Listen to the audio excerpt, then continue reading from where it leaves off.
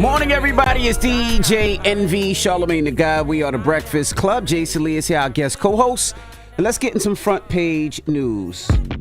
Morning, Tez. Good morning, DJ Envy. Good morning, future Councilman Jason Lee. Hey. Good morning, Tez, with the white background hiding who over there? That's right, honey. You ain't going to unlock my business. Good morning, Charlamagne the Guy. Peace, Tez. Let's jump right into it. Let's start off with sports last night. And Monday Night Football, the Bengals beat the Jaguars. Boy, was that a surprise for the Jaguar fans, huh? It was a good game, but that's why I say it's football, man. Any given Sunday, any given Monday night, any given Thursday. You never know. That's where you got to play the game. That's right, 34-31. I seen Little Duval went there with Gary Owen. Gary Owen is a Bengals fan. They were talking ish to each other all night. Yeah, Duval was talking crazy and they lost all night long and ended up losing in overtime. That's right. Well, now let's jump into prison inmates using phones for free. Yeah, thousands of families across the Commonwealth are celebrating Massachusetts becoming the fifth state to make prison and jail calls free. Now, this bill passed on November 16th. It officially went into effect Friday, December 1st. Now, recognizing the stress on families who couldn't afford to talk to loved ones because of money and how it affects mental health and how a lack of communications on inmates' ability to regurgitate back into the communities was a part of why lawmakers did this. Let's take a listen. Senator Cindy Cream and State Representative China Tyler acknowledged dangerous misconceptions on what prison rehabilitation should be, agreeing connection, not isolation, supports the process. It's certainly upsetting that we have people who think that those in prison, you should lock them up and throw the key away. Cream is a former family attorney. Tyler spent years helping inmates transition out of prison. She saw the painful challenges they faced when they couldn't afford to call family or outside resources. These folks did 10, 20 years in prison and just weren't ready to be released upon their release date. And free telephone calls could have made a major impact. Yeah, I don't even know the last time I got a collect call from prison. They just be calling from the cell phone nowadays. Oh, yeah. Right. FaceTiming. I have a friend who's in St. Louis jail. He actually watches the show. Hey, he's watching. We FaceTime, too. FaceTime, messaging, all of that. So I like it. I respect it. It's a great thing. Well, that's the illegal way you guys are talking about, but this will actually be the legal way. And I also want to point out that Connecticut did this, Minnesota, Colorado, and California. So people are really taking advantage of it. And just as an FYI, so people know the numbers behind it, families spend about $14 million a year in communication fees in Massachusetts, but nationally, a 15-minute call averages $5.74. Some even charge up to $1 per minute. And so the correctional telecom industry rakes in about $1.4 billion a year. So it's been a big thing that for those who are pushing for recidivism have talked about how this just really breaks the bank and really is a hustle in the prison. Yeah, that's why I'm shocked that they're letting it happen. I'm like, where are they gonna make that money up? Yeah, I was gonna say they're not gonna just give up tens of millions of dollars. Who's paying it? Who's taking that note? When I was saying the person in St. Louis, the jail has FaceTime pads and phones where they can FaceTime and the family pays for it, so you pay for it. So like the family pays for it. Mm-hmm. Yeah. So right now, when it's free, who's taking care of that note? Do you know? Probably taxpayers. Probably. But listen, again, do you pay for it? I mean, the numbers have proven that this does help towards recidivism, being able to maintain connections with family, being able to still have some type of contact where you're raising your children. Now, I know the other side is, hey, if you do the crime, do the time. Right. But either you want to pay on the front end or do you want to pay on the back end when these people get out of prison after however many years and they have zero connections, zero place to go, zero job opportunities, zero, so I train in the prisons. I go to the prisons and train. So I really do understand, or at least try to understand, how maintaining those connections are huge with recidivism. So pay now or pay later. That's a tough one. That's a tough one when you see so many millions of dollars going to all these other different countries and taxpayers have to pay. Yeah. And especially these phone companies are making billions of dollars. I know during, I'm looking at it now, it said the CARES Act was paying for a lot of prison calls during the pandemic. Yeah, the money's definitely coming from the taxpayers, no matter how you get it. If it's looking from the federal level, if it's state, however. So yeah, we pay for everything. Bottom line, that's just really no secret to that. But just do you pay now? Do you want to pay later? But no shade, the states are getting a lot of free labor in there too. Hell yeah. That's right, absolutely. I mean, we know that again, do the crime, do the time. But to remind folks, like one of the lawmakers said on there, not everybody's in prison for murder. Also remind people, let's keep in mind everybody's not guilty either. A lot of people go to prison who are still innocent. So we know that there's guilty folks, and we know that this also puts a stress again on the family members. Think about the kids that still need to maintain some type of relationship maybe with their parents. So again, I know people are gonna say, do the crime, do the time. You should have thought about that before you do the time. But much easier to say unless you're in that position. All right. Well, that is front page news. Thank you, Tez.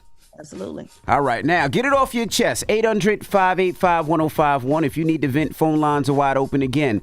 800-585-1051. Call us up now. It's The Breakfast Club. Good morning. Wake that ass up early in the morning. The Breakfast Club. Morning, everybody. It's DJ Envy, Charlamagne the Guy. We are The Breakfast Club. Let's get in some front page news. We got Jason Lee, our guest co-host, and Tiz back. What up, Tiz? Good morning, DJ Envy. We have the future councilman, Jason Lee. Very proud of you for stepping up and running. And good morning, Charlamagne the God. Peace to the Hood Whisperer. Now, Monday Night Football, the Bengals beat the Jaguars last night 34-31. Now, let's jump right into it. Let's talk about social media. Yeah, social media. There is a study that came out that says social media is becoming the go-to place for young parents. Now, this study revealed that 8 in 10 parents are now seeking parental guidance on social media platforms. Researchers in Michigan say this trend underscores the growing reliance on these platforms as valuable resources of parents of young children, with 50% of the participants considering social media very useful for discovering parental strategies. Now, common topics that they go to social media for are toilet training, sleep habits, nutrition, breastfeeding, discipline, behavioral issues, vaccinations, daycare, preschool, and social interaction. The researchers say that the parents participate in these conversations to gain a variety of viewpoints, while a lot of them also appreciate the convenience of the platform. Now, I just want to throw this out to you guys to see, because there is a difference to me between reading articles by professionals and then folks going to social media and in the comments and just listening to random strangers with no receipts to back up, their claims. So what do you guys think about that? Is it, Jason, you obviously run Hollywood Unlocked. Should it be a go-to place for young parents or what? I mean, I think it's a good place to go just to see what's going on. But we do a lot of research and we take a lot of responsibility in what we report. But the comment section could change the report, and by the end of the comments, it's turned into something different. I think that a lot of people aren't really giving the blogs a lot of credit, but we do shift conversations and we do shift narratives. So I mean, yeah, I just think there needs to be a certain level of responsibility on the platforms, but parents shouldn't rely solely on social media. Yeah, I agree with Jason. I think it's a great place to look. I mean, there's so many different ideas. I mean, parents have tried so many different things with their kids, and especially the things that you talk about, which is always difficult, whether it's potty training, whether it's getting your kids to sleep at certain times, and different parents use different things. And a lot of times, some of these parents, their parents ain't here anymore, so they don't have that advice to ask somebody. So I'm not mad at the social media thing. I mean, I even go to social media. I done found, now this has to do with cooking, I done found some crazy recipes on social media when it came to garlic bread and all types of crazy breakfasts that my kids just enjoy that I would have never thought about. So I'm not mad at people going to social media. Yeah, young parents need to be going on there and making sure their kids aren't on there. Okay, ought to monitor what their kids are doing. Young parents need to be going to older parents who have experience. Okay, call mama, call grandma. If you can't call mama, if you can't call mama, call grandma. Some older parent or some parent who's had a lot of experience raising their child. That's who you need to be talking to. And if you are going to, pay attention to people on social media, just vet who you following. Correct. Because everybody on social media is not crazy. Correct. But you just got to vet them. Yeah, Correct. And I met with somebody who was at the top of Instagram, and they said to me the new trend with kids is that they're posting on social media. You see most of these young people's accounts, they only have like 2 posts.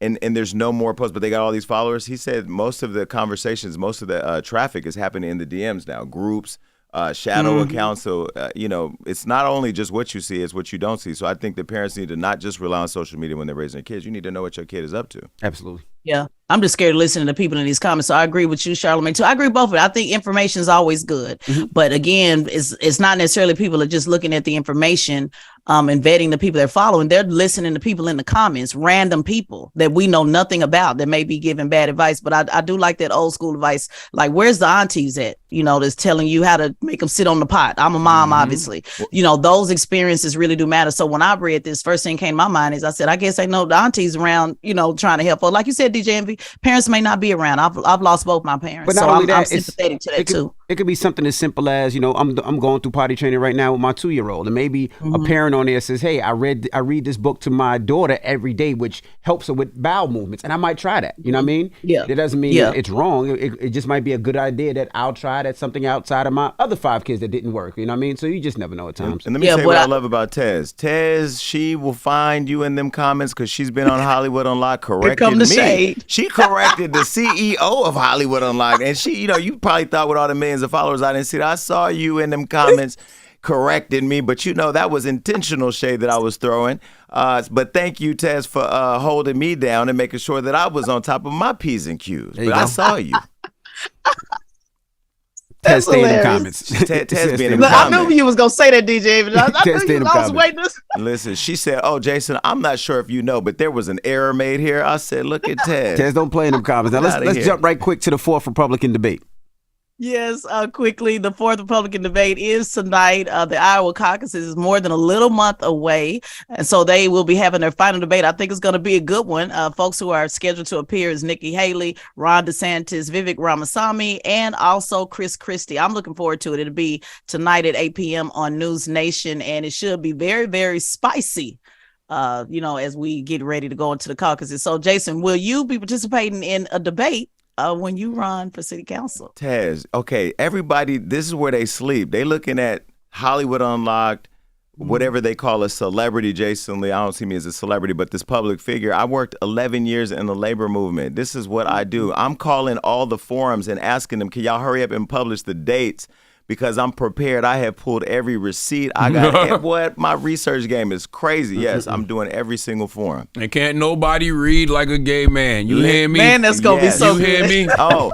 Oh, let me tell you, the reading is, first of all, the billboards that are going up in my neighborhood are crazy. Oh, man. That's going to be great. Well, I hope you televise it or some type of way that the people can tap in. I just want to say this before we close out. It is critically important that we get people to run on the state and the city level. So I'm very, very proud of you. We talk about federal all the time, but you are absolutely doing the most important thing and what affects the people the most, which is on the city level. So very proud of you, brother. Congratulations. And what channel is the debate coming on? I feel like this debate snuck up on us. I didn't even realize the debate was tonight. It's on News Nation. So, that's the channel. Yeah, that's, actually Megan Kelly and a lot of folks who got, I guess, kicked out for Fox. They went over to News Nation. I'm shocked that they were able to land a debate. I'm shocked Ron DeSantis is showing up after Gavin laid him out the way he did recently. And I think Newsom did a good job. He did a great job. Some people in the room, some other people in the room disagree, but I think I was impressed. I enjoyed it. I wasn't impressed. You weren't? Charlamagne was not impressed. I wasn't. The reason I wasn't impressed, because I look at candidates and I say, are they winnable? Can they win? I don't think that Gavin Newsom right now could win the Rust Belt or the South, just for simple things. Like, if you can't look at that picture and just simply say, hey, that's inappropriate for third graders, but that don't got nothing to do with your book band. You know what I mean? Right. Like you can't do little stuff like that. You'll never win over the Rust Belt or the South. And I totally agree with that. Like, I agree with that, but also training hundreds of candidates a year and organizers to understand what governors do. I think it was an important learning lesson. I know, Charlamagne, you said that could be done at another time, but I just think it's important to know what these governors are in charge of and to watch them sort that out, because a lot of folks just did not have a clue. So I thought that was good to watch 2 governors actually talk about what they're doing in their state and have the receipts to back it up. They have so many more opportunities than people on the federal level, Congress people. I thought it was a good learning tool personally. Yeah, I agree, but I don't think people care unless you live in that state. Well, and Gavin is doing too much on gun control. Like, California right now is getting scary with us being able to protect ourselves. So I just read a story this morning in the New York Post about how this guy shot and killed someone because 5 masked intruders ran up in their house in L.A. Yeah, L.A. home invader shot. It said 5 men with dark hoodies and masks broke into a home, and one of them was shot dead by the homeowner. One of my friends, who his name is Vince Ricci, he recently came home, had his earpods in. 2 guys jumped over the fence, went to rob him. He turned around with it and pulled a gun out, shot at them to defend himself. They took his CCW away, and now they're talking about he may be brought up on charges. Why did they take his CCW away? I don't know why. That's his gun license for anybody listening. He's been criticizing the police and how they handled it, and I've even had to reach out to Mayor Bass to say, hey, this is a person that gives back to the community.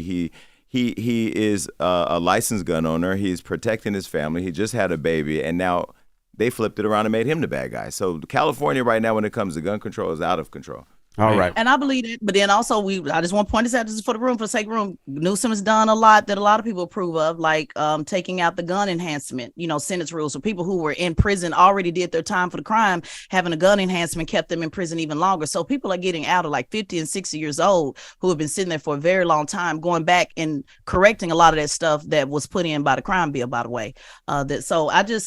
I guess we could talk about this. We could go on and on about the good and bad, but the point is we need to know what people can do on the state level and on the local level. And get involved. All right. Well, that is front page news. Thank you, Tiz.